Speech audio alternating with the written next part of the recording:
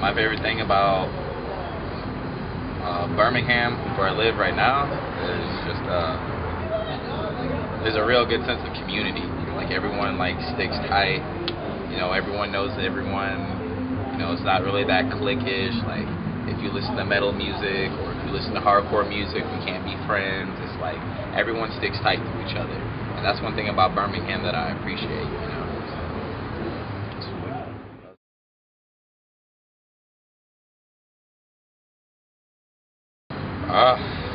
In the upcoming year, I mean, we stay pretty consistent with touring. Just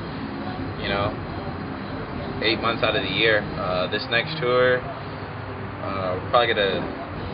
we'll do another Midwest tour. We'll do another Northern tour up to New York, and then we'll try to get up to Canada. That's our hopes. Is that get throughout Canada, build some different connections, make different friends, and be back down here for Cali for Facedown Fest, and then after that we'll see what happens.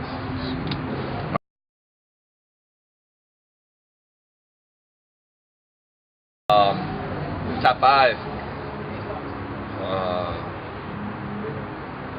in no particular order: Casey Jones, the Mongoloids, Terror, Cro-Mags, and Bad Brains.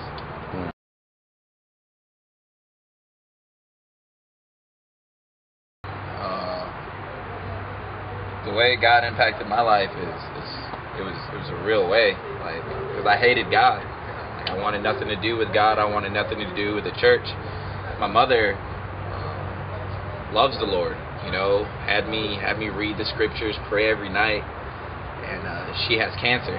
So growing up, hearing from the doctor, your mother has a month to live, your mother has 3 months to live, your mother has a year to live, was really common for me. And because of that, I grew hatred and bitterness towards God. If this God really says who he says he is, how can he let my mom go through all this pain, and how can he let my mother deal with this struggle, And so at a young age, 9 years old, I was just forget God, man.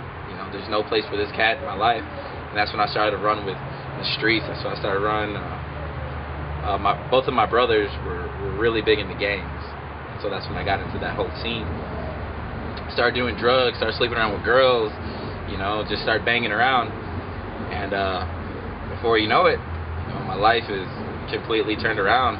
There's so much hatred in my heart. There's so much bitterness. When I was 19 years old,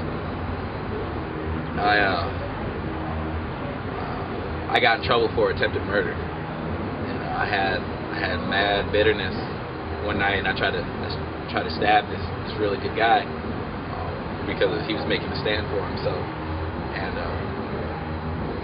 And that was a breaking point in my life where I knew God, and growing up in the church and being a part of different flows was really cool.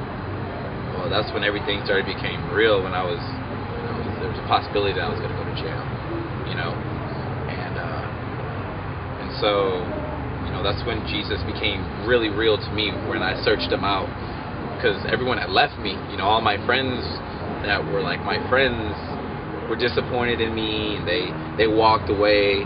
I got a lot of shame and guilt and condemnation from different close relatives, and so I was really by myself. And so in that loneliness is where God met me.